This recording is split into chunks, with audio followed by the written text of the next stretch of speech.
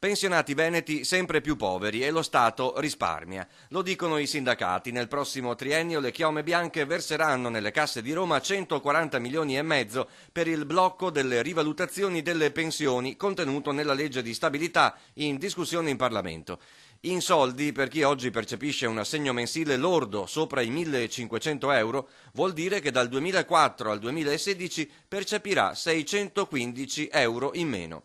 Cifre che gli anziani non recupereranno mai, sottolineano CGIL e Cisle-Will. Il problema riguarda 400.000 pensionati in Veneto, il 32% del totale. Per ora scriveranno ai parlamentari, ma sono pronti a scendere in piazza. Noi non siamo d'accordo su questo, quindi chiediamo l'incontro con loro, andremo nelle piazze, stiamo facendo volantini, faremo presidi e se non basterà andremo anche in piazza Roma. Se un terzo dei pensionati veneti incassa un vitalizio mensile che va dai 1.500 euro lordi in su, ben il 50% ne prende meno di 1.000. Sono 650.000 persone a rischio. I pensionati stanno precipitando per una grossa fetta nel limbo della povertà relativa, della povertà assoluta. Bisogna che questa cosa si fermi. È dal 1992, dicono i sindacati, che i pensionati subiscono tagli dalle leggi finanziarie dei governi.